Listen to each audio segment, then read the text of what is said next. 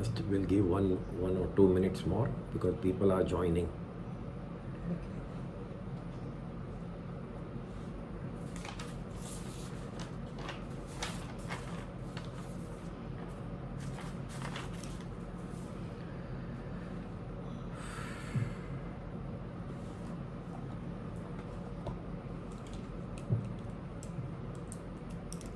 એને આ દરવાજો ખુલ્લો તો રખાવજો, કોઈક વખત બી ઇન્ટરનેટનું ન થાય. હાય, એક મિનિટ, ડબલ અવાજ આવે છે.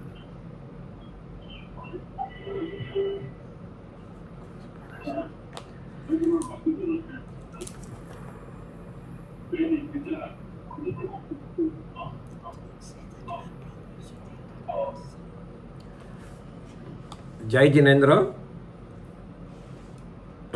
First of all I want to apologise, કારણ કે મારે ઇન્ટરનેટનો અહીંયા ઇસ્યુ છે આજે, એટલે કોઈક વખત બી જો કટ થઈ જાય તો we will reschedule back on Wednesday, because since morning we were trying to get it on, પણ એ થોડોક ઇસ્યુ જ છે આજે. એટલે એ વખતે આપણે જોઈશું, જો કટ થઈ જશે તો વેનસડે રાખશું, એટલે પહેલાં ચેટ ઉપર જ લખી કાઢશું. સો જય જિનેન્દ્ર. આપણે બિગિનિંગ કરીએ એ પહેલાં મારે એક રિક્વેસ્ટ વાત કરવી હતી, જે મને થયું કે આપણે એકચ્યુઅલી મારે બિગિનિંગ જ્યારે આપણે ચાલુ કર્યું ત્યારે જ કરવી હતી, પણ હમણાં કંઈ વાંધો નહીં, આઈ જસ્ટ રિમેમ્બર નાવ. સો વાત એ છે કે ભગવાન મહાવીર એમને જ્યારે આ સંઘની સ્થાપના કરી ચોથા આરામાં, પછી આપણે 5મો આરો બેઠો, એમના 3 વર્ષ ને 8 મહિના પછી 5મો આરો બેઠો એમના નિર્વાણ પછી. અને એ 5મા આરામાં બિઝનેસ પેલું ધર્મ કરતા ગયા, પછી જુદા જુદા પંથો પડતા ગયા, કારણ કે આગમનું જ્ઞાન આગળ જતું ગયું. ઓરિજિનલી એ બધું જ મોડે હતું, બધાને એક પછી એક શિષ્યોને આપતા હતા, પછી તાડપત્રિકા પર લખવાનું થયું, પછી કદાચ એનું ઇન્ટરપ્રિટેશન જુદું થયું, એમ કરીને આગળ વધતું ગયું. એમ વધતું જયું 5મા આરામાં, અને સ્પેશિયલી આપણે હમણાંના આરામાં કોઈ નથી તીર્થંકર કે નથી કોઈ કેવળી ભગવંત, એટલે એ બધાની હાજરી નથી, અને બધાના ઇન્ટરપ્રિટેશન પ્રમાણે બધા જુદા જુદા 5મા આરામાં પંથો થયા. તો એ જુદા જુદા પંથો બી પોતપોતાની રીતે ચાલતા ગયા, શ્વેતાંબર, દિગંબર, પછી એમાં પાછા બીજા જુદા પંથો. એ બધા જ પંથોમાં એક ચીજ, 3 ચીજ બહુ જ સરખી જ છે. એક છે કે નમસ્કાર મહામંત્ર એ દરેક પંથ માને છે, એમાં કોઈ ડિસ્કશન નથી. જૈન હો તમે કહેતા હો અને નમસ્કાર મંત્ર ન માનતા હો તો જૈન નથી તમે, એ પાક્કું છે, કોઈ બી પંથવાળાને તમે પૂછી લો. બીજું કે દરેક માને છે કે આત્માને મોક્ષ થાય અને આત્માને મોક્ષમાં જવું છે, એ દરેક પંથ માને છે, એના જ માટે આ ધર્મ કરે છે. અને ત્રીજું કે મોક્ષ, આપણે 1 મિનિટ પહેલું, અને ત્રીજું હતું કે આપણે ભગવાન મહાવીરનો ધર્મ એટલે અહિંસા છે. ભગવાનના ધર્મમાં હિંસા હોય જ નહીં, એ પણ દરેક પંથ માને છે, એમાં પણ કોઈ ફરક નથી. એમ આટલું જ્ઞાન લીધું અને એના પર શ્રદ્ધા રાખી, એટલે એટલું દર્શન કર્યું, આટલું 2 ચીજ કરી છે આપણે. હવે રહી ચારિત્રની વાત. ચારિત્ર એટલે આપણને ડિસિપ્લિન આપે, આપણને ક્રિયા કરવાનું કે ધર્મના માર્ગ ઉપર આગળ જવા માટે ચારિત્ર જોઈએ, જ્ઞાનને દર્શન પછી. તો એ ચારિત્રમાં બધા પંથ પોતપોતાના સમજણ, પોતપોતાની નોલેજ લીધું છે એ પ્રમાણે પોતપોતાની રીતે કરે છે. આ કેવી વાત થઈ કે અહીંયાથી મુંબઈથી મારે પૂના જવું હોય તો એના ફ્યુ રસ્તા છે, અનેક રસ્તાઓ છે. દરેક રસ્તા ઉપર બધા જઈ અને પૂના પહોંચે. કયો રસ્તો સાચો કયો ખોટો એનો સવાલ નથી, બધા પૂના પહોંચશે. એવું પણ બને કે કશેક જઈને બધા રસ્તા એક હાઈવે પણ બની જાય. એવી રીતે ક્રિયામાં બધાને જ પોતપોતાની રીતે ફરક છે. આપણે અહીંયા જ્ઞાન અને દર્શનની વાત કરીએ છીએ. આ ચેટ બનાવ્યું છે આપણે જૈન ફિલોસોફી સમજવા, જૈન ધર્મને સમજવા, ફ્રોમ કે એમાં શું શું આવે છે, એમાં કઈ રીતે ભગવાને બધું ગોઠવ્યા, જે દુનિયામાં છે તત્વો અને કર્મ અને બધું ગોઠવાયેલું છે, એ બધું નોલેજ, આગમનું નોલેજ, ભગવાનની વાણી જે દેશના તરીકે આવી છે, એ બધું સમજવા માટે આ ચેટ છે આપણું. આપણે આમાં કોઈ પણ એક પંથ આમ પાળે છે, એક પંથ આમ પાળે છે, આમની ક્રિયા આમ છે, આમની ક્રિયા, એનું ડિસ્કશન નથી. દરેક જણ નોલેજ લીધા પછી પોતાની જાતથી જ, પોતાના સેલ્ફ, વિધાઉટ કોઈ કહેતા કે તું ખોટું કરે છે કે સાચું, એમને જે નોલેજ લીધું એના ઉપર એમને જે રીતે ચાલવું હોય દરેક જણને છૂટ છે. ખાલી બેઝિક જૈન ફિલોસોફી અને નોલેજ માટે જ આપણે આ ગ્રુપ કરેલું છે. એટલે હું રિક્વેસ્ટ કરું છું કે આપણે કોઈ પણ એક પંથથી બીજા પંથનો ડિફરન્સ શું છે, કેવી રીતે કરીએ છીએ, એનું ડિસ્કશન અહીંયા કે એના સવાલ અહીંયા ન કરીએ. ફિલોસોફીનો કોઈ પણ સવાલ હોય તો એકબીજાની જોડે વાત કરીએ અને એ ક્લિયર કરવો. પણ પંથો અને ક્રિયાનું સવાલ આપણે અહીંયા ન કરીએ, કારણ કે એ પોતપોતાના નોલેજ પ્રમાણે કરે. એટલે આઈ હોપ કે બધા અગ્રી કરીએ, કારણ કે એક સાથે જ ફિલોસોફી અને ધર્મનું સમજવું છે. એટલે બધા જ જૈન છીએ એનો કોઈ સવાલ નથી. નવકાર મંત્ર દરેક જણ માળા ગણતા હશે એનો પણ કોઈ સવાલ નથી. એટલે હું આ રિક્વેસ્ટ કરું છું આ પોઈન્ટ માટે. બીજું, હવે આપણે આગળ વધીએ એ પ્રમાણે દર વખતની જેમ આપણે રીકેપ કરી કાઢીએ. આપણે અત્યારના શ્રીમદજીની અપૂર્વ અવસરની ગાથાઓ કરીએ છીએ.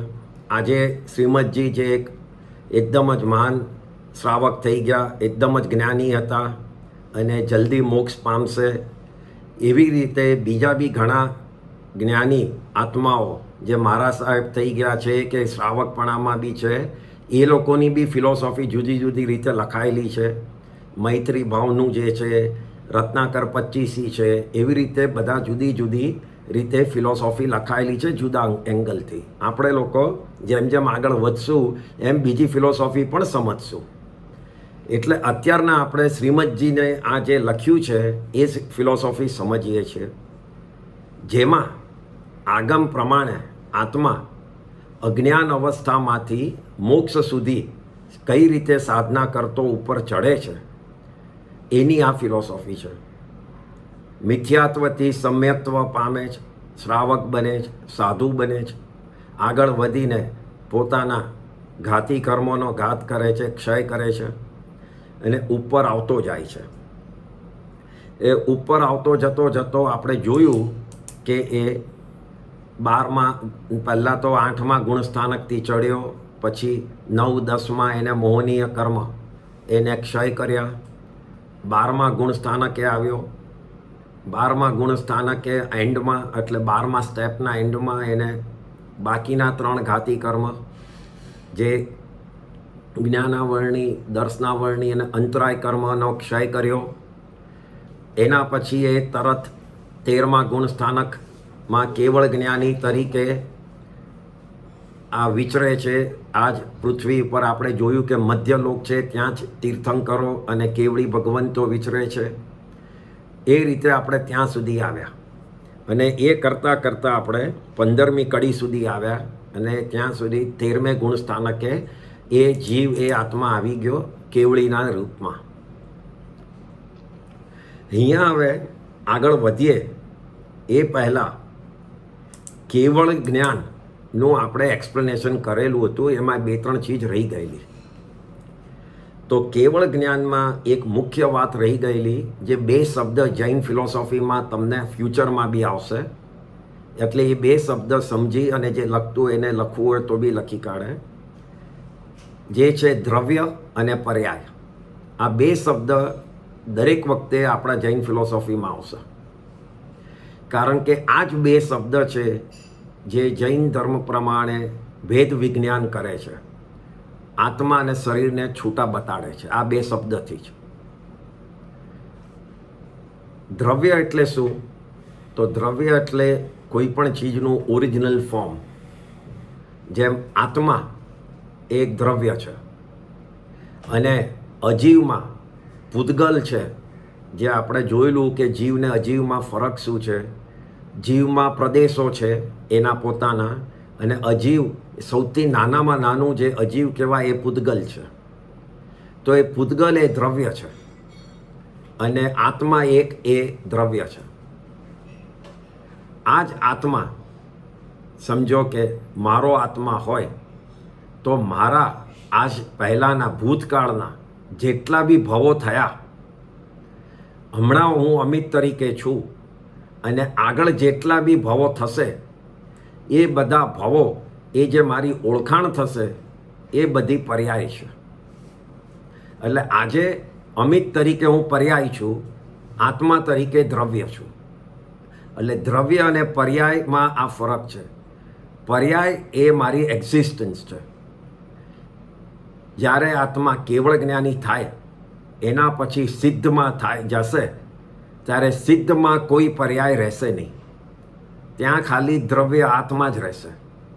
એટલે ત્યાં પછી કોઈ ઓળખાણ રહેતી નથી કે આ ભગવાન મહાવીર સ્વામીનો આત્મા, આ ભગવાન ઋષભદેવ ભગવાનનો આત્મા, એવું રહેતું જ નથી. નામથી કોઈ આત્મા ત્યાં છે જ નહીં, કારણ કે નામ એ પર્યાય જોડે જોડાયેલું છે.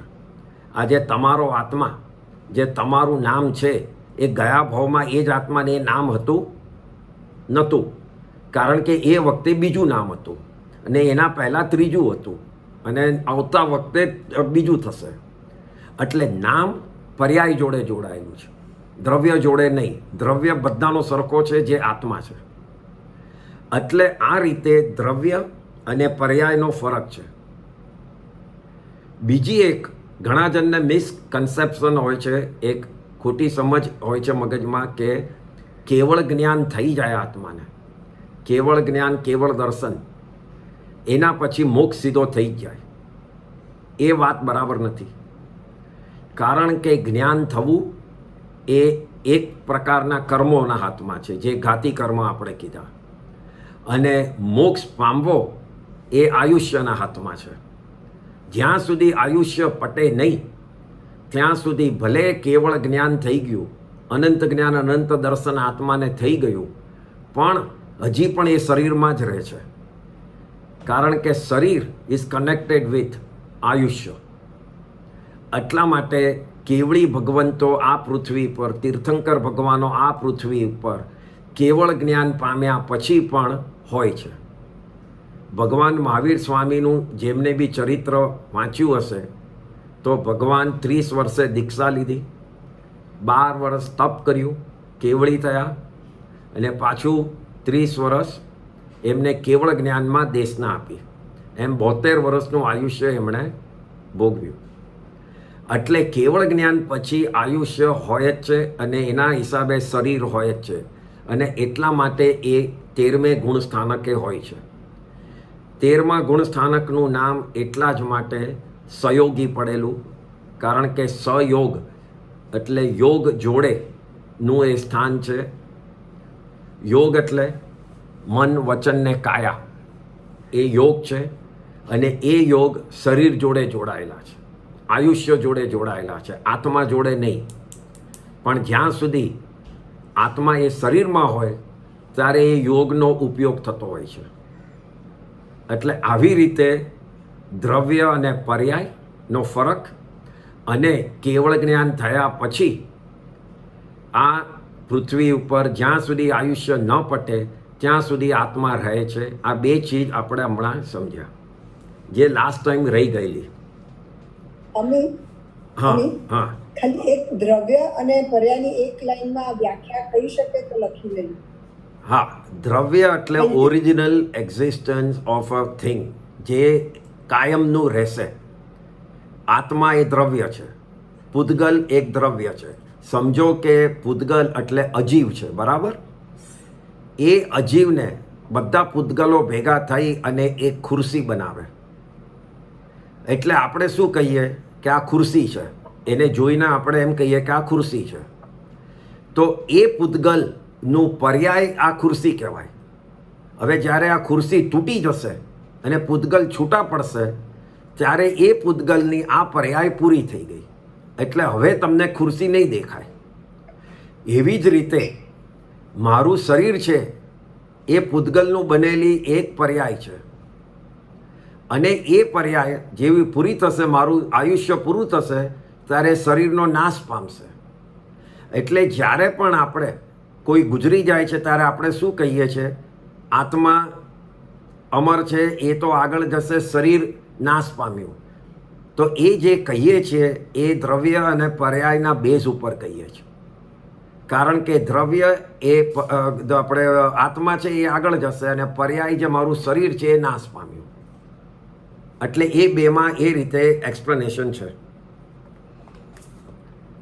હવે કોઈને આના ઉપર સવાલ છે? નહીતર પછી આપણે આગળની કડી લઈએ.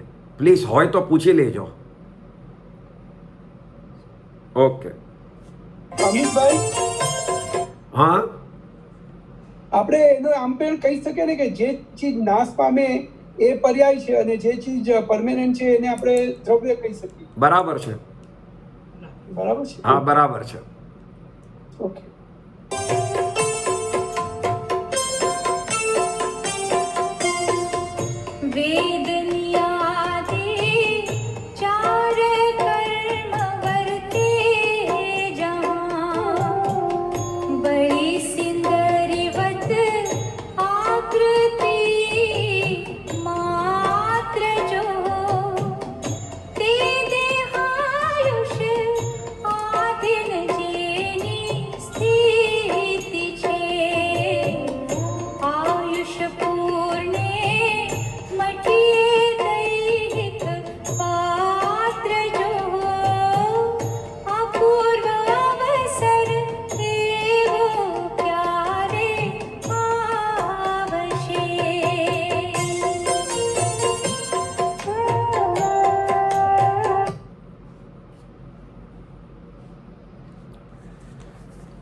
ઓકે.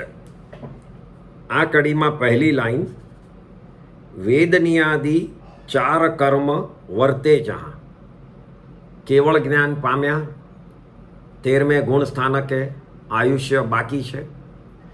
એટલે આયુષ્ય અને શરીરની સ્થિતિ અહીંયા બતાડે છે.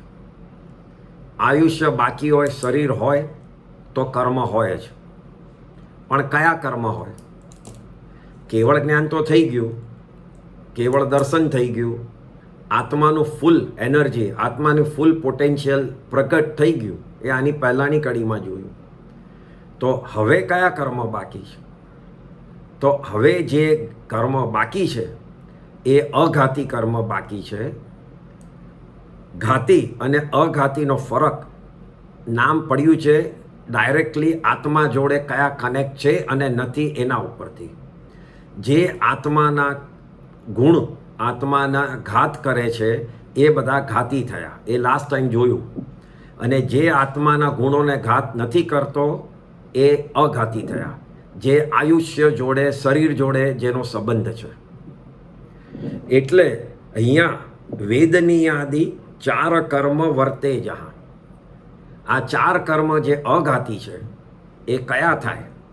તો સમજો કે હું અમિત છું, તો મારું નામ અમિત છે. મને શરીર મળ્યું, મને રંગ મળ્યો, મારા હાડકાં થયા, મારી હાઈટ મળી, એ બધું જ નામ કર્મ છે.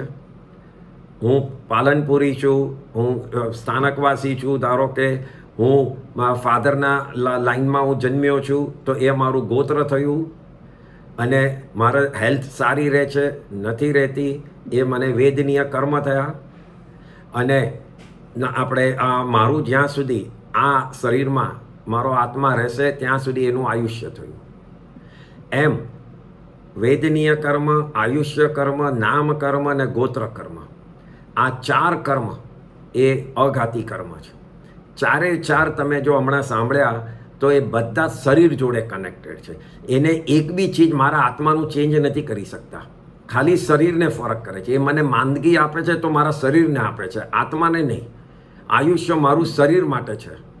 એટલે આ વેદની આદિ 4 કર્મ વર્તે જ્યાં, એટલે આ 13મા ગુણ સ્થાનકની અહીંયા સ્થિતિ બતાડે છે કે ત્યાં હવે કોઈ પણ કેવળીને આ 4 કર્મ બાકી રહે છે. એટલે એ 4 કર્મ બાકી રહે છે, પણ કેવી રીતે બાકી રહે છે તો એના પછીની લાઈન છે. બળી સિંદ્રીવત આકૃતિ માત્ર જો. સિંદ્રી એ શબ્દનો અર્થ શું? તો એક દોરડું, આપણે જે કાંઠી હોય એનું દોરડું હોય જાડું, જે બાંધવા માટે વાપરીએ છીએ, એ દોરડું, જાડી રસ્સી, એને સિંદરી કહેવાય. અને બળી એટલે બળી ગયેલી. એટલે તમે જુઓ તો કોઈ પણ રોપને, દોરડાને બાળી નાખશો તો એ દોરડાના શેપમાં રહેશે લાંબુ, પણ શું થશે? એનું સ્ટ્રેન્થ જતી રહેશે. એટલે તમે જો ટાઈટ બાંધવા જશો તો એ કોઈક વખત તૂટી જાય. એટલે અહીંયા શું કહેવા માંગે છે? અહીંયા એક સરખામણી કરી છે શ્રીમદજીએ કે બળી ગયેલા દોરડું જેનો શેપ, આકૃતિ એમનું એમ જ રહે છે. એટલે અહીંયા આકૃતિ શબ્દ વાપર્યો છે. આકૃતિ એટલે શેપ. બળી ગયેલું દોરડું જેનો શેપ એમને એમ જ રહે છે, પણ એની સ્ટ્રેન્થ ઓછી થઈ જાય છે. એવી જ રીતે આ 4 અઘાતી કર્મ હજી આયુષ્ય જોડે કનેક્ટેડ છે, પણ એની સ્ટ્રેન્થ ઓછી થઈ ગઈ છે. એટલે એની જે શક્તિ હોય એ ઓછી થઈ ગઈ છે. એટલે હવે એ 4 કર્મો પણ કોઈ એ આત્માનું બગાડી નથી શકવાના, કે એનાથી નવા કર્મો બાંધાઈ નથી શકવાના. એ અહીંયા એક સરખામણી કરી છે બળી ગયેલા દોરડાની જોડે. એટલે એટલી ફાઇન સરખામણી કરી છે, કારણ કે તમે જો કાગળ જોડે સરખામણી કરી તો કાગળ તો આખો ભસ્મ થઈ ગયો હોત. આ દોરડું જ એક એવું છે કે જે હજી ઓરિજિનલ ફોર્મમાં રહે, ખાલી એની સ્ટ્રેન્થ ઓછી થઈ જાય છે. એટલે આ 4 અઘાતી કર્મની જે તાકાત છે આત્મા ઉપર, જે આત્માને કંટ્રોલ કરવાની, એ આખી હલકી થઈ ઓછી થઈ જાય છે. એટલે અહીંયા આ કીધું છે કે બળી સિંદરીવત આકૃતિ માત્ર જો. ખાલી આકૃતિ એટલે શેપ રહે છે બોડીનો, પણ કર્મ એનું કંઈ બહુ બગાડી નથી શકતો હવે, કારણ કે કેવળ જ્ઞાન થઈ ગયું છે. ઘણા કર્મો તો કપાઈ ગયા છે. અને કેવળ જ્ઞાનમાં આ એક બીજું સમજવાની જરૂર છે. કર્મ, જ્યારે આપણે કર્મનું થિયરી કરશું ત્યારે જોઈશું, પણ કર્મ 2 રીતે બંધાય છે. એક તમને ને મને જે બંધાય છે એ સાંપ્રાયિક કર્મ કહેવાય. એટલે શું? તમને કે મને બંધાયા પછી એ બાંધવા વખતે એનો ટાઈમ નક્કી કરે છે કે ક્યારે ઉદયમાં આવશે. જ્યારે ઉદયમાં આવશે, નોટ નેસેસરીલી કે આ જ ભાવમાં આવે. આ ભાવમાં બાંધેલા કર્મ આજથી 10 ભાવ પછી પણ આવે. ભગવાન મહાવીરની જે તમે ચારિત્રમાં વાંચશો તો એમને છેલ્લા ભાવમાં આગલા ભાવોના કર્મો નડ્યા હતા. એવી જ રીતે એ કર્મને સાંપ્રદાયિક કહેવાય, જે આપણા જેવા છદ્મસ્તને રહે. એક જ મિનિટ. હા, એવી જ રીતે આપણા જેવા આપણે છદ્મસ્ત એટલે જે કેવળ જ્ઞાની નથી થયા, એ લોકોને એવા પ્રકારના કર્મ બંધાય. કેવળ જ્ઞાનીને કેવી રીતે બંધાય? કારણ કે એમને તો કર્મ લઈને જવાનું નથી ઉપર, પણ એ હજી સંસારમાં તો છે જ, કારણ કે શરીર છે. તો એમના કર્મ કેવી રીતે બંધાય? તો પોતે જે કાર્ય કરતા હોય એ વખતે જે હલકા કર્મ બંધાય એ તરત જ ઉદયમાં આવી જાય અને તરત જ ખરી જાય. એ રીતના એમના કર્મ બંધાતા હોય છે. એટલે એ કર્મ એટલા ઇઝી હોય છે કે બાંધ્યા, ઉદયમાં આવ્યા અને ખરી ગયા. ત્યારે આપણા કર્મ આપણા આત્મા જોડે એના સ્ટોકમાં, એના સેફમાં આગળ લઈ જઈએ છીએ અને કોઈ પણ ભાવમાં એ ભોગવવા પડે છે. એટલે આ ફરક છે એમનો કર્મબંધ અને આપણો કર્મબંધમાં. એટલે અહીંયા એટલા જ માટે કીધું છે કે આકૃતિ જ રહી ગઈ છે, કારણ કે નવા કર્મ બંધાતા નથી એમને. એમના બંધાયેલા કર્મ તરત જ ખરી જાય છે. એના પછીની લાઈન, તે દેહાયુષ આધીન જેની સ્થિતિ છે. હવે અહીંયા આ શબ્દ એમને બહુ જ ફાઇન રીતે વાપર્યો છે. એમાં પણ ભેદ વિજ્ઞાન દેખાય છે આત્મા અને શરીરનું.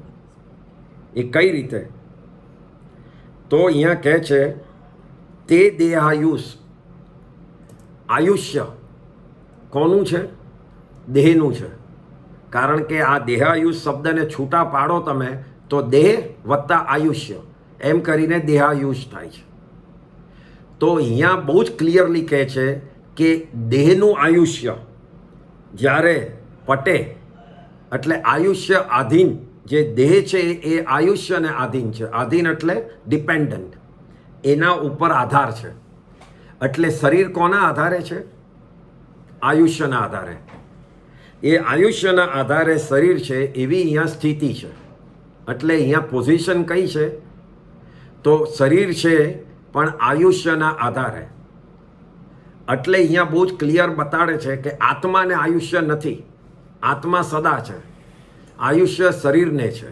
એટલે અહીંયા અગેન ભેદ વિજ્ઞાન બતાડ્યું છે કે તમે જે આયુષ્યની વાત આપણે કરીએ એ જ્યારે બી કરીએ ત્યારે આયુષ્ય દેહની જ વાત છે, આત્માની વાત નથી.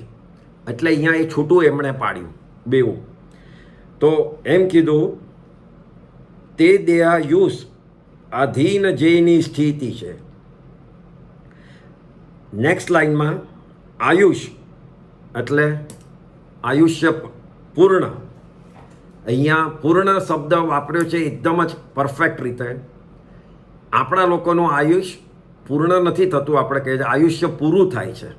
જ્યારે આપણા લોકો, આપણે કોઈ પણ વડીલ કે આપણેમાંથી કોઈ ગુજરે છે તો કે આમનું આયુષ્ય પૂરું થયું એમ વાપરીએ છીએ શબ્દ. એ પૂરું થયું કેમ? એમાં અને આ પૂર્ણ બેમાં ફરક શું? તો જે પૂરું થયેલું આયુષ્ય છે એ પાછું આયુષ્ય મળે છે બીજું સંસારમાં, જે આગલો ભાવ મળે છે. અને અહીંયા આયુષ્ય પૂર્ણ થયું એટલે હવે નવો બંધ નથી, હવે કોઈ નવું આયુષ્ય નથી. એટલા માટે અહીંયા ફૂલ સ્ટોપ મૂકી દીધો છે, પૂર્ણ વિરામ મૂકી દીધું છે કે હવે આયુષ્ય પૂર્ણ થઈ ગયું છે. આપણે લોકો આયુષ્ય પૂરું થાય એ વ્યવહારથી આપણામાં બોલીએ છીએ, પૂર્ણ નથી બોલતા. ત્યારે છેલ્લા ભાવમાં જ્યારે આયુષ્ય પૂરું થાય ત્યારે એ પૂર્ણ થયું. એ રીતે અહીંયા વપરાયેલો છે આ શબ્દ. એટલે આયુષ્ય પૂર્ણ. મટીએ, મટીએ દહિક. અહીંયા મટીએ શબ્દ કેમ છે? મટીએ એટલે મટી જવું.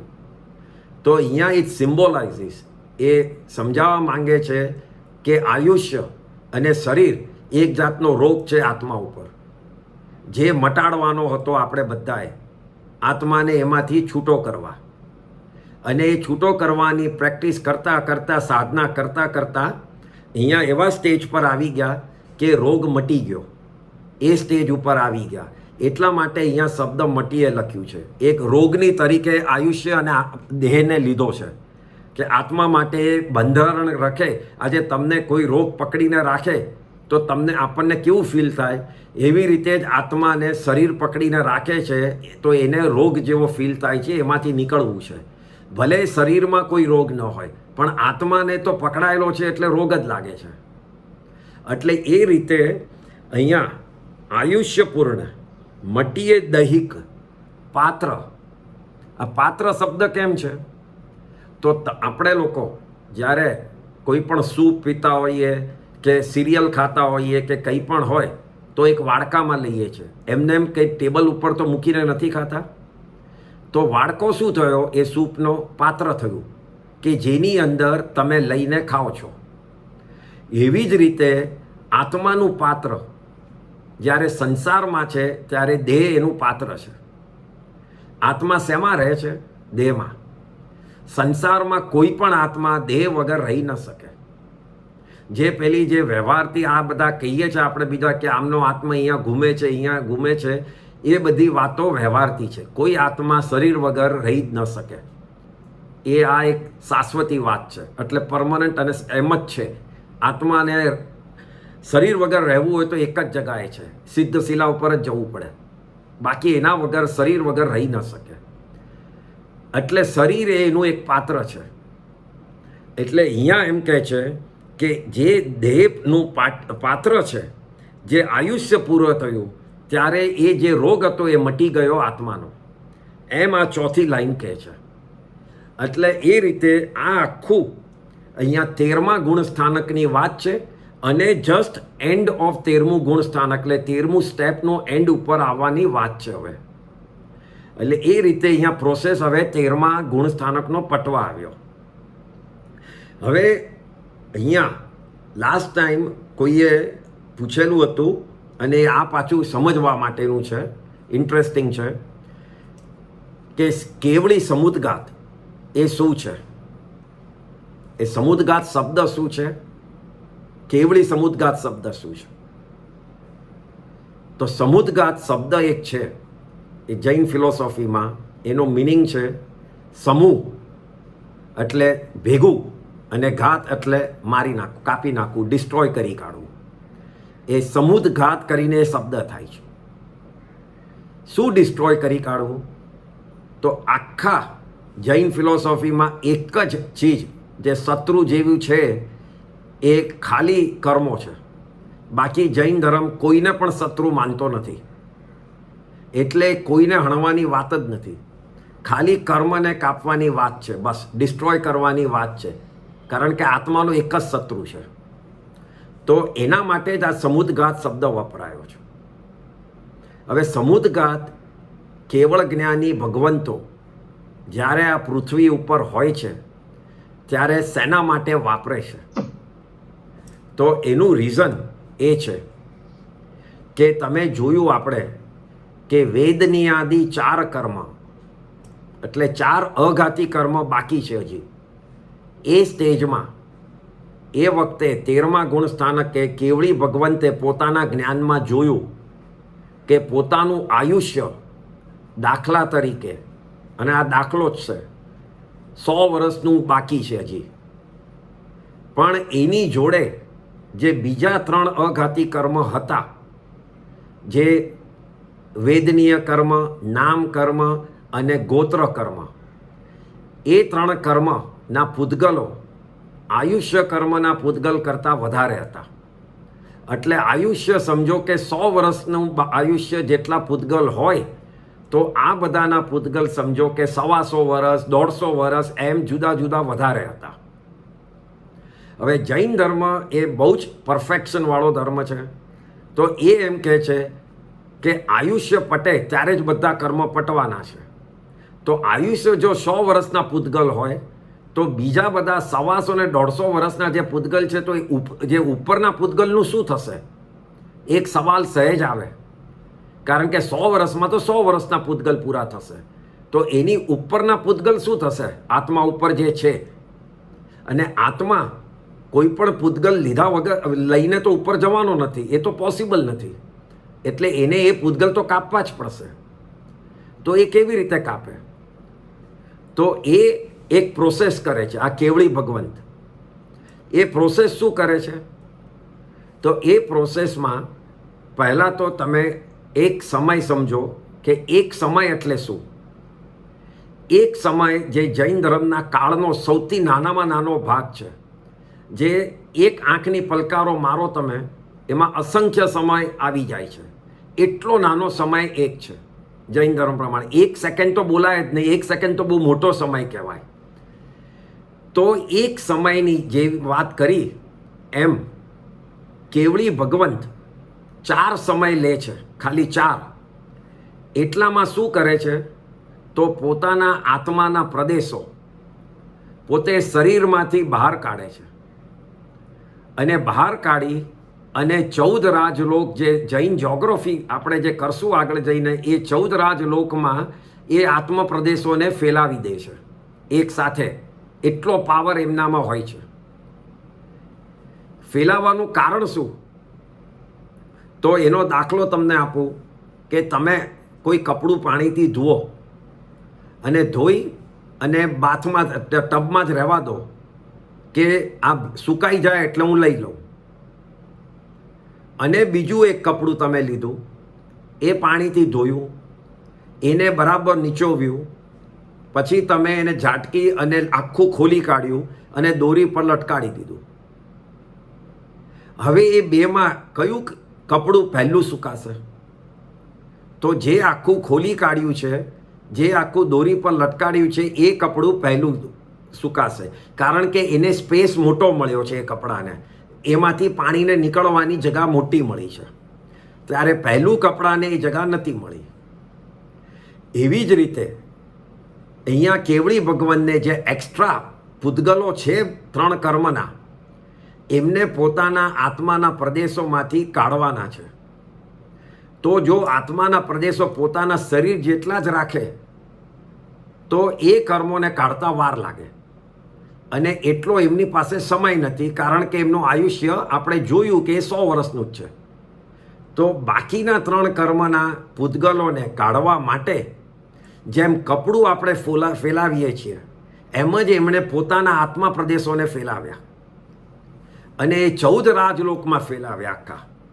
એટલે એટલા મોટા છૂટા છૂટા કરી કાઢ્યા કે જે પહેલા 3 કર્મના પૂતગલો હતા એ આત્મામાંથી ખરી પડ્યા, કારણ કે હવે જગા મળી છે એને બહાર નીકળવાની.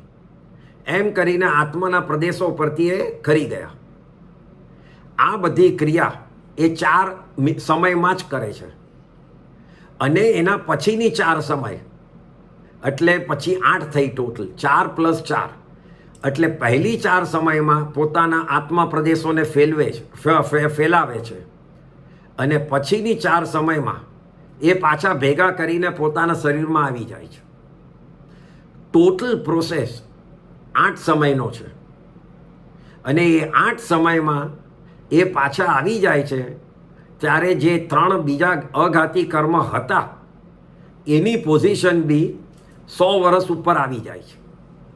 એટલે હવે જ્યારે આત્મા મોક્ષમાં જશે, એમનું આયુષ્ય પૂરું થશે, ત્યારે એક સાથે 4 કર્મ પૂરા થશે. એક બી કર્મનો પૂતગલ એ સાથે લઈને નહીં જાય. તો આ પ્રોસેસનું નામ છે કેવળી સમુદ્ઘાત. એટલે આ ઇન્ટરેસ્ટિંગ પોઈન્ટ હતો, આ પોઈન્ટ અહીંયા સમજવા માટે કે કેવળી કેવી રીતે બધું જ ક્લીન કરે છે, અને જૈન ધર્મ કેટલો સાયન્ટિફિક છે, એટલા માટે આ અહીંયા આપણે કીધું. હવે અહીંયા આ કડી પૂરી થઈ, આપણે નેક્સ્ટ કડી લઈએ. એના પહેલા કોઈને આ બાબતમાં સવાલ છે? અમિતભાઈ, હા. વેદ જ્ઞાનથી પરિપૂર્ણ અભિદેશાની પ્રાપ્તિ થાવ એટલે શું? વેદ જ્ઞાનથી પરિપૂર્ણ અભિદેશાની પ્રાપ્તિ થાવ એટલે હું સમજી નથી શકતો. વેદ જ્ઞાનથી પરિપૂર્ણ અભિદેશાની પ્રાપ્તિ થાવ. હવે હું જેમ સમજ્યો છું, એટલે સાંભળ્યું છે તમારું, અને મને ક્લિયર નથી, પણ ભેદ વિજ્ઞાનથી મારી પૂર્ણ દશા પ્રાપ્તિ થાય, એટલે આત્મા અને દેહ છૂટા છે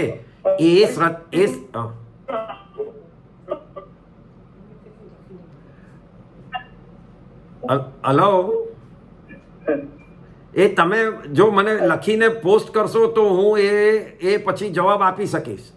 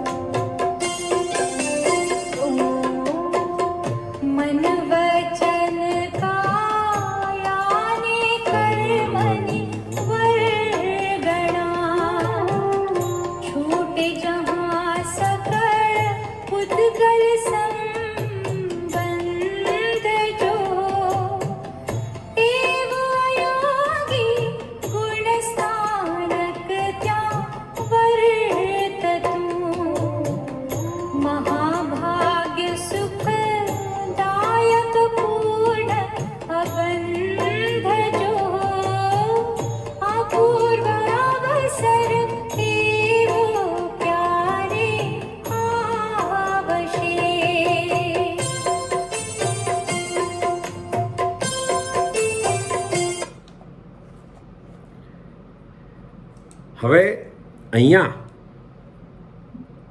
આ છેલ્લા સ્ટેપ ઉપર આવવાની વાત છે, અને પછી આત્મા એના અંતિમ સફરે પહોંચવાની વાત છે. મન, વચન, કાયા ને કર્મની વર્ગણા. એટલે અહીંયા 2 ચીજ હજી 13મા ગુણ સ્થાનકે છે ત્યાં હોય છે.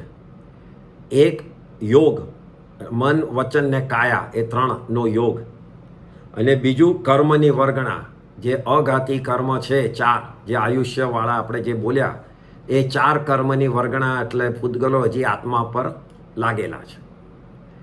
હવે આયુષ્ય પૂરું થવાની જે એક સમય બાકી હોય, કે એ સમયે કેવળી ભગવાન શું કરે, તો 13મા ગુણ સ્થાનકના એન્ડમાં, 13મા ગુણ સ્થાનકના એન્ડમાં આવી ગયા. હવે ત્યાં એ મન વચન ને કાયા એનો યોગ જે છે, 1 મિનિટ આને મ્યુટ કરવું પડશે. હા, મન વચન ને કાયા જે 3 યોગ કીધા છે એને અટકાવવાનું, ક્રિયા કરવાનું ચાલુ કરશે. એટલે શું? પોતે સ્થિર થઈ જશે કેવળી ભગવંત, એમનું શરીર, અને એમનું મન વચન ને કાયાનું યુઝ કરવાનું બંધ કરી કાઢશે. એટલે એકદમ જ શ્વાસને રૂંધી લેશે. એટલે શ્વાસોશ્વાસ, કારણ કે શ્વાસોશ્વાસ ઇઝ કનેક્ટેડ વિથ આયુષ્ય કર્મ. એટલે એ પણ એમને થયું કે હવે આ શ્વાસોશ્વાસ સમજો કે 1 પૂતગલ 2 પૂતગલ એમ બાકી છે, એમ દાખલા તરીકે. એટલે એની પહેલાં યોગને કંટ્રોલ કરીને સ્ટોપ કરી કાઢશે. એટલે એટલી એમના શરીરમાં તાકાત હોય છે. એમના હાડકાને આપણા હાડકામાં એટલો ફરક છે. આપણે 2 મિનિટ પણ પળોટી વાળીને સીધા નથી બેસી શકતા, કારણ કે આપણું હાડકું એવી ટાઈપનું છે. હાડકાના બી જુદા જુદા પ્રકાર જૈન ધર્મમાં બતાડ્યા છે. એ નામકર્મ જ્યારે કરશું ત્યારે એમાં આવશે. પણ અત્યારના એ કેવળી ભગવંત પોતાનું આયુષ્ય પતવાનું જોઈને મન વચન ને કાયાને રૂંધે છે, એટલે કે રોકે છે. એ આખી એની ક્રિયા અટકાવી દે છે. આ થાય છે 13મા સ્ટેપ, 13મા ગુણ સ્થાનકના એન્ડમાં. અને એ અટકાવે છે. એનાથી શું થાય છે, તો એ શ્વાસને બધું જ અટકે છે, અને પોતે 14માના બિગિનિંગમાં જાય છે. 14માના બિગિનિંગમાં એ અયોગી કહેવાય છે. કેમ? કારણ કે યોગનો વ્યાપાર, યોગની યુઝ પૂરી કરી કાઢી છે 13માના એન્ડમાં. એટલે એ સયોગીમાંથી અયોગી થયા. એવી વાત નથી કે આત્મા ત્યાં શરીર વગર છે, એને અયોગી નથી કહેવાતું. અયોગી એને કહેવાય છે કે એ 3 યોગનો યુઝ કરવાનું બંધ કરી કાઢ્યું.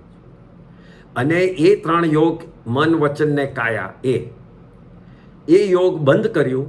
પછી ત્યાં શૈલેષીકરણ કરીને એક શબ્દ છે, શૈલેષીકરણ, જે મેરુ પર્વત, એટલે કોઈ પણ એક મોટો સ્ટ્રોંગ માઉન્ટન હોય એમ સમજો તમે.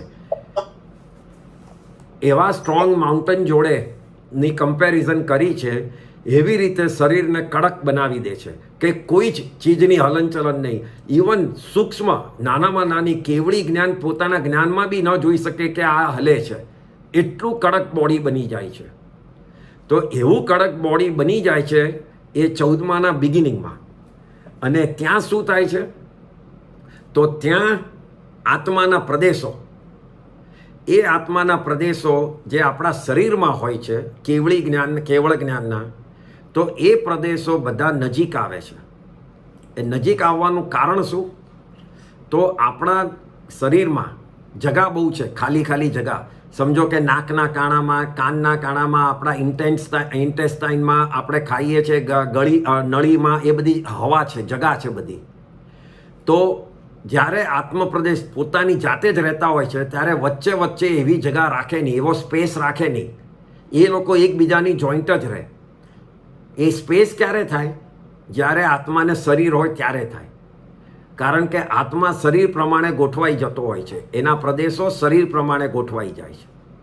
પણ હવે આ સ્થિતિમાં, આ સ્ટેજમાં શરીર નથી રહેવાનું. તો પ્રદેશોને હવે શું થવાનું છે, એકબીજાની નજીક આવી જવાનું છે, કોમ્પ્રેસ થઈ જવાનું છે. એટલે એ બધા જ પ્રદેશો કોમ્પ્રેસ થાય છે, અને જેટલું શરીરમાં સ્પેસ છે એને એ ભરી કાઢે છે. એટલે કોમ્પ્રેસ થવાથી, ભરવાથી, નજીક આવવાથી એ શરીર જે શેપ છે એ 1/3 એ ઘટી જાય છે, અને 2/3 જ બાકી રહે છે. કારણ કે આપણા શરીરમાં ખાલી જગા 1/3 જેટલી છે, 33% જેટલી છે ખાલી જગા. એટલે એટલાથી એ ઘટી જાય છે, અને આખા પ્રદેશો એક એ જ બોડીના શેપમાં પણ નાનું બોડી એમ સમજો, એ રીતે થઈ જાય છે. એટલે એ અહીંયા થાય છે ને પછી 14મા ગુણ સ્થાનકથી આત્મા ઉપર જાય છે. હવે આત્માને ગુણ સ્થાનકમાં 14મા ગુણ સ્થાનક એટલે 14મા સ્ટેપ ઉપર કેટલો સમય રહે છે? તો એનું આગમમાં બતાડ્યું છે કે 5 અક્ષર જેટલો સમય ત્યાં રહે છે. એટલું જ નાનું ગુણ સ્થાનક છે.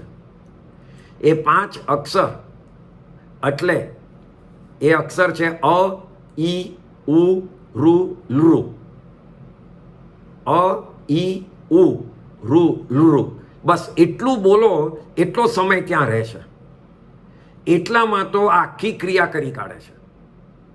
આખી ક્રિયા કરી શૈલેષીકરણ એટલે પર્વતની જેમ બેસી યોગ બધા રૂંધી કાઢી શરીરના શેપને એટલે પોતાના આત્મા પ્રદેશોને નજીક લાવી અને આત્મા એ જ વખતે આ 5 શબ્દ પટી જતા જ સીધો શરીરમાંથી છૂટે છે.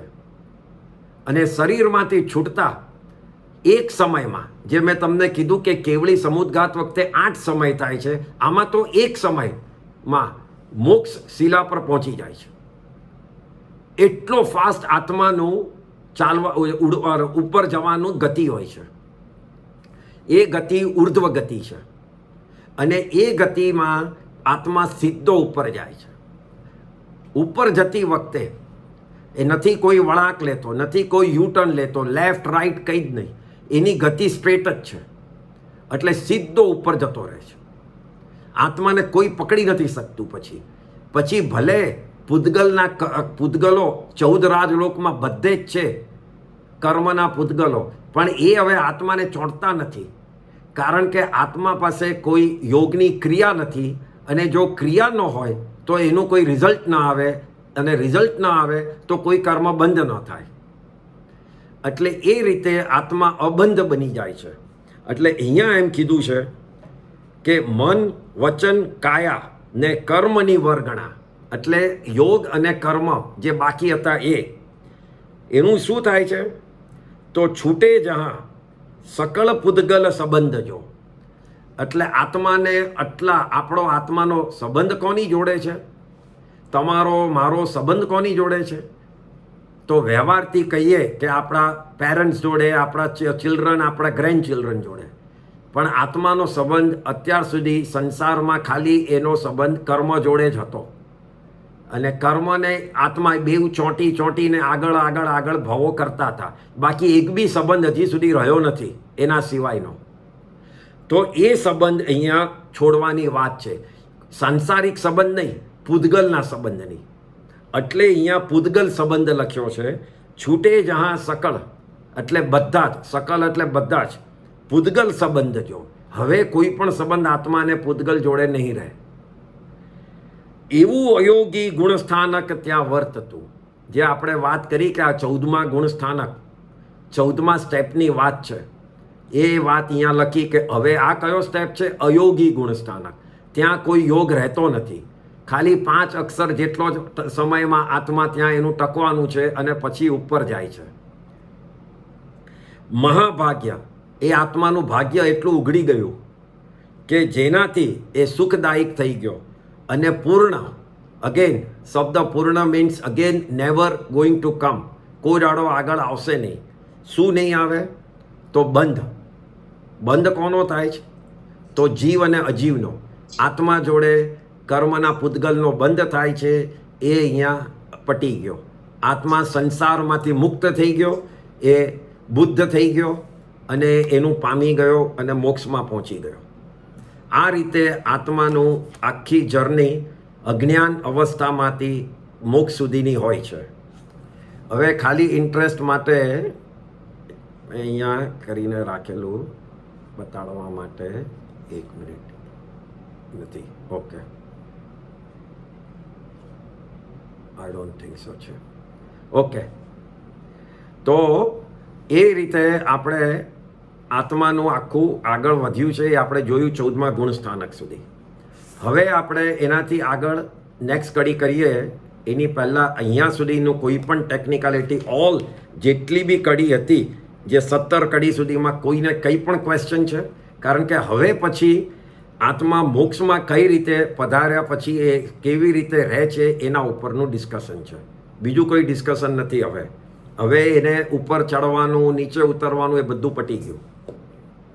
એટલે અમિતભાઈ, હા એક ક્વેશ્ચન છે હા બોલો ને. કે તમે જેમ કીધું ને કે 13મા ગુણ સ્થાનકે આત્મા શ્વાસને રૂંધે છે, હા તો એ બુદ્ધિપૂર્વક રૂંધે છે હા કે પછી સહજતાથી થાય છે આ ક્રિયા?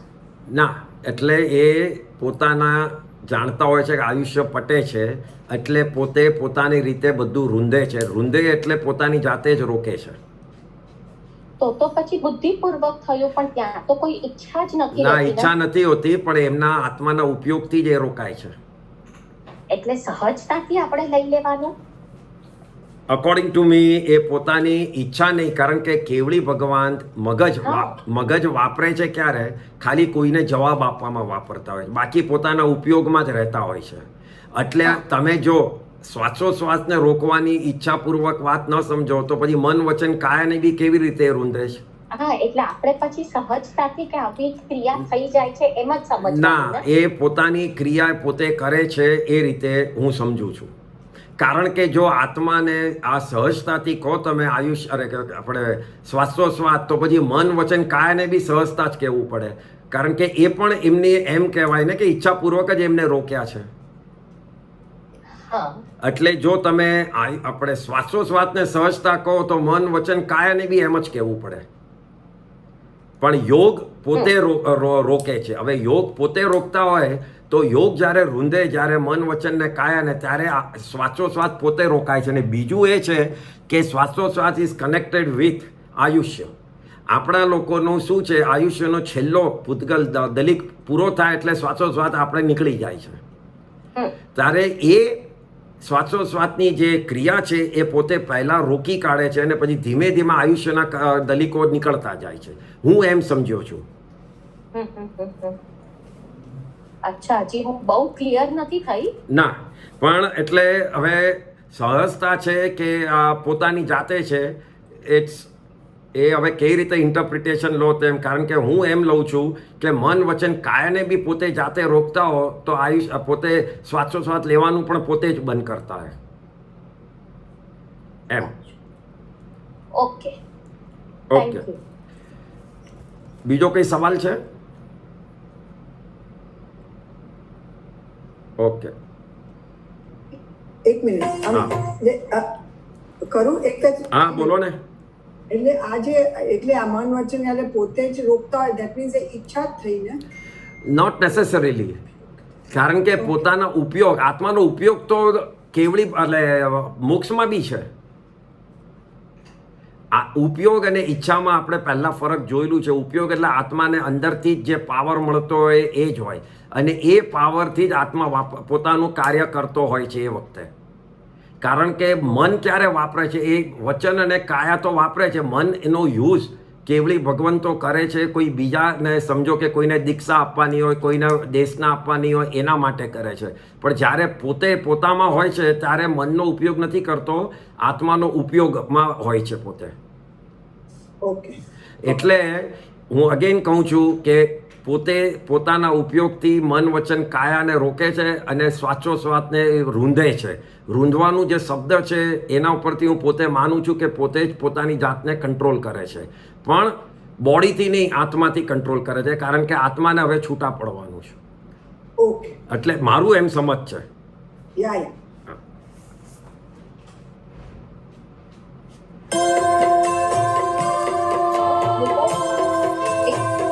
એક મિનિટ. હા એક મિનિટ. એટલે આ જે તમે કહો છો એ જેમ કેવડી સમુદ્ગાત કરે છે એ પણ આવી રીતે કરે છે? હા હા, એમ જ હું કહું છું. આજે એ લોકો એમ નથી કરતા કે ચલો આજે 12 વાગ્યા એટલે હું ચાલુ કરું સમુદ્ગાત. એ આત્માના ઉપયોગ પોતે જોઈ છે, પોતાનું આટલું આયુષ્ય. હું તમને બીજી સ્ટોરી કહું એના ઉપર તો એ પણ સમજવા. ભગવાન મહાવીરને પોતાનું આયુષ્ય નજીક જોયું અને એમણે જોયું કે ગૌતમ સ્વામીને મારા મોહ ઉપર છે, મારા ઉપર, એટલે કેવળ જ્ઞાન થતું નથી. તો એમને ગૌતમ સ્વામીને બીજે મોકલી દીધા. પોતાનું આયુષ્ય આટલું નજીક હતું, પૂરું થવાનું હતું, તો પણ તમને એમનું ચારિત્ર ખબર હશે, બરાબર? હલો? હા અમિતભાઈ, હા. હા, તો હવે એ ભગવાને શું વાપર્યું? એમને મન વાપર્યું. એમને આત્મામાં જોયું કે મારું આયુષ્ય હવે પૂરું થાય છે અને ગૌતમ સ્વામી મારા જે ગણધર છે એમને મારા ઉપર આટલો મોહ છે, તો એમને હું દૂર કરું. હા. તો એ જે ક્રિયા છે, એક minute, I have to go. I can't use this and charging together. No? I think you like. એ જે ક્રિયા છે એ પણ આત્માએ પોતાના ઉપયોગથી જોઈ ત્યારે ભગવાને પછી એ નક્કી કર્યું. હવે એમને ઈચ્છા ન હોય, એમની ઈચ્છા જેવું કંઈ હોય જ નહીં. આપણે વ્યવહારથી કહીએ છીએ કે કેવળ જ્ઞાની તીર્થંકરની ઈચ્છા છે કે દરેક આત્માને મુક્તિ અપાવું, પણ એ વ્યવહારથી છે. એટલે જે કેવડી સમુદ્ર જેમ ઉપયોગથી કરે છે એ જ રીતે આ બી હા. લોકો જે શ્વાસ વૃંદાવન છે એ બી એ હા, ઉપયોગથી આવે છે. કારણ કે હવે આત્માનો પાવર એ શરીર કરતાં આગળ વધી ગયો છે ને એના જ માટે આગળની કડીઓમાં જુઓ તો એક વાર થાય છે કે ધીમે ધીમે 8મા ગુણસ્થાનકથી ઉપર આવે છે ત્યારે આત્મા અંતરાત્મા બનતો જાય છે, જે આપણે નામ વાપરેલું લાસ્ટ ટાઈમ. એની પહેલાં એ બહિરાત્મા હતો, એટલે બહારના તરફ એનું ધ્યાન હતું એ કર્મના હિસાબે. પછી અંતરાત્મા થવા માંડ્યો જેમ જેમ કર્મ હલકા થયા.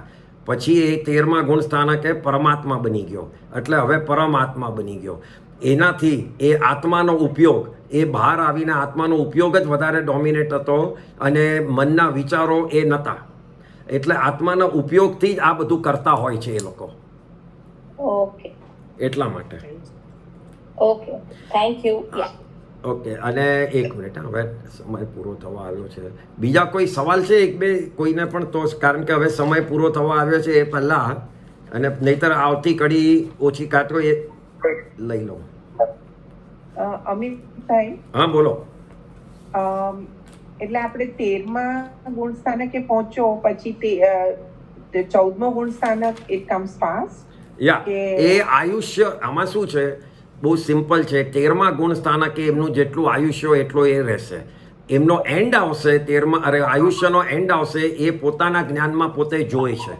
એ જોઈ છે એટલે આ 13મા ગુણ સ્થાનકના એન્ડમાં, એટલે પોતાનું આયુષ્ય જ્યારે નજીક આવી ગયું છે ત્યારે પોતે આ ક્રિયા કરે છે, જેમાં એ યોગને રોકી કાઢે છે, શ્વાસને રોકી કાઢે છે, અને એ ક્રિયા જે કરે છે એ બધી 13માના એન્ડમાં કરે છે. અને પછી જે પર્વતની જેમ બેસી જાય છે, જે આપણે શૈલેષીકરણ કીધું છે, એ 14માના બિગિનિંગમાં થઈ અને 5 અક્ષર જેટલા સમયમાં ત્યાંથી આત્મા છૂટી જાય છે. ઓકે, એટલે હવે 13માનો ભાગ કેટલો, 13મા ગુણસ્થાનકે કેટલો ટાઈમ રહે છે એ દરેક આત્માનો જુદો જુદા આયુષ્ય પ્રમાણે છે. હમણાં સિમંદર સ્વામી ભગવંત અને એમનો તો તમે વિચાર કરો, હવે હું ભૂલી ગયો છું કયા તીર્થંકરના સમયથી થયેલા એ 20 વિયરમાન તીર્થંકરો, અને નેક્સ્ટ 24ના કયા તીર્થંકર સુધીમાં એ લોકો હજી વિચારવાના છે. એટલા આયુષ્ય સુધી એ 13મા ગુણસ્થાનકે રહેશે. અચ્છા, ઓકે. એટલે 13મું ગુણસ્થાનક એ ડિપેન્ડન્ટ ઓન ધ આયુષ્ય, પણ 13માંથી 14મું એ ફિક્સ છે કે આટલો સમય થાય છે.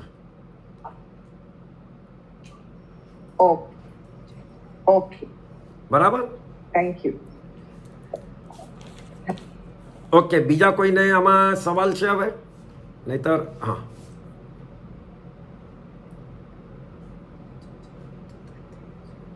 ઓકે.